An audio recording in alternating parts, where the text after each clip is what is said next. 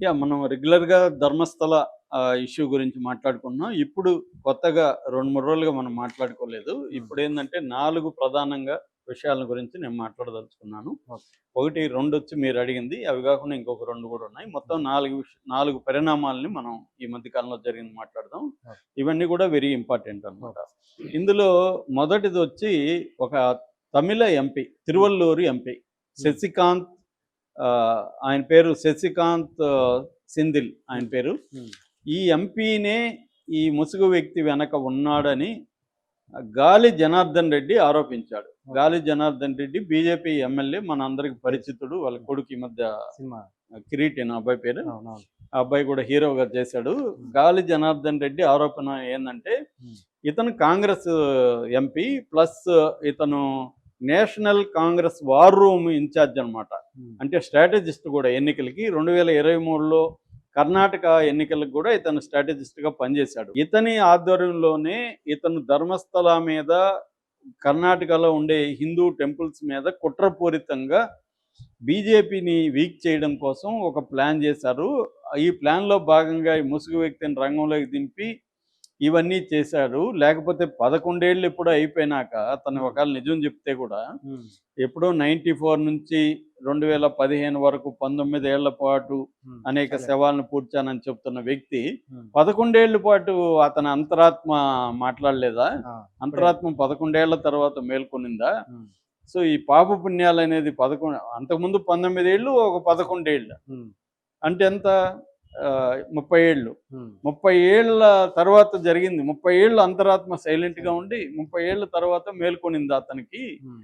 కాబట్టి ఇదంతా కుట్ర. ఈ సెంథిల్ చేశాడు. శశికాంత్ సెంథిల్ అనే ఎంపీనే చేశాడనేది హ్మ్. ఈయన ఆరోపిస్తున్నాడు. ఓకే. సెంథిల్ కూడా మాట్లాడాడు. నేను నాకు సంబంధమే లేదు ఇది.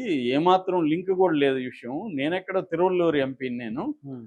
నేను కాంగ్రెస్‌కి వార్ రూమ్ ఇన్ఛార్జ్ కావచ్చు. నాకేం సంబంధం అసలు ధర్మస్థల అని ఆయన అంటున్నాడు. హ్మ్. కానీ ఈయనేమంటున్నాడంటే, దక్షిణ కన్నడలో ఈయన ఒకప్పుడు రాజకీయాల్లోకి రాకముందు డిప్యూటీ కమిషనర్‌గా పనిచేశాడంట. ఓకే. ఎవరు? ఈ శశికాంత్ సెంథిల్. హ్మ్. అందువల్ల ఈయనకి సంబంధం ఉందనేది ఇతను చెప్తున్నాడు. హ్మ్. కాబట్టి మనం ఎవరిది నమ్మాలని తెలియదు. సంబంధం అయితే ఆ ఏరియాతో సంబంధం అయితే ఉందాయనకి. అవును. సౌత్ కన్నడ పనిచేశాడు కాబట్టి. హ్మ్. అదొక యాస్పెక్ట్. రెండో యాస్పెక్ట్, ఇంపార్టెంట్ యాస్పెక్ట్, వీళ్ళ భార్య, ఈ హ్మ్. ముసుగు వ్యక్తి భీమా అని పిలుస్తున్నారు కదా! హ్మ్. ఆయన మొదటి భార్య. ఆయనకు అబ్బో! ముగ్గురు భార్యలు. అబ్బా!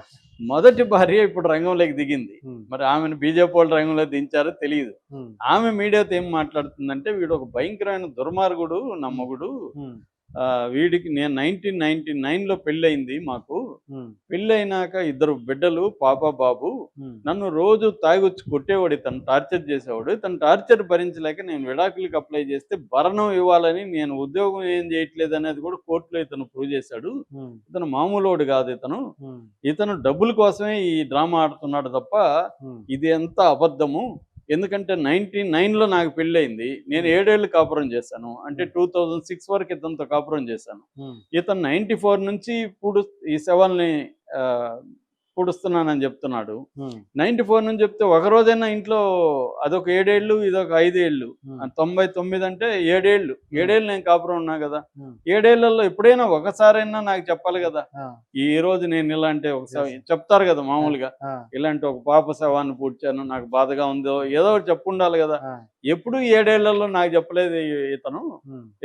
ఇతను చనిపోతే కూడా నేను ఇతని ముఖం చూడను. అంత దుర్మార్గుడు ఇతనని ఆమె హ్మ్. ఇప్పుడు బయటికి హ్మ్. చెప్పింది. హ్మ్. ఈ కాంటెక్స్‌లో ఇతని గ్రామస్తులు గూడా మీడియాతో మాట్లాడారు. హ్మ్.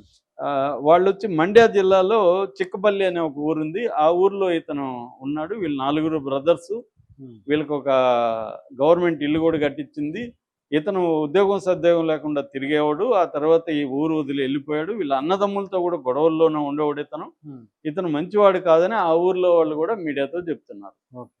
సో, అంటే ఒక్కసారిగా స్టోరీ ఉల్టా అయిపోయినట్టుగా మనకు కనబడుతుంది. హ్మ్. దీని మీద పనిచేస్తున్న న్యూస్ మినిట్ లాంటోళ్ళు గూడా సైలెంట్ అయిపోయారు. హ్మ్. వాళ్ళ లాస్ట్ వీడియో ఎప్పుడు పెట్టారంటే ఇతనితో వీడియో చేశారు. ఇంటర్వ్యూ చేశారు. హ్మ్. అంతే. ఆ తర్వాత రిపోర్టింగ్ అనేది వాళ్ళు చేయడం మానేశారు. ఓకే. వేరే ఇష్యూలు ఉన్నాయి వాళ్ళ ఛానెల్‌లో చూస్తే. ఆ! అంటే క్లియర్‌గా ఇతను ఏమాత్రం కూడా ఇతను చెప్పిన దాంట్లో వాస్తవం లేదు. 17 చోట్ల తవ్వితే ఓన్లీ 2 చోట్ల మాత్రమే, అది కూడా లోపల దొరికింది ఒక చోటే, బయట కొన్ని ఎముకలు దొరికాయి. అవి కూడా మేలు అంటున్నారు. విమెన్వి 17 చోట్ల ఒక్క చోట కూడా దొరకలేదంటే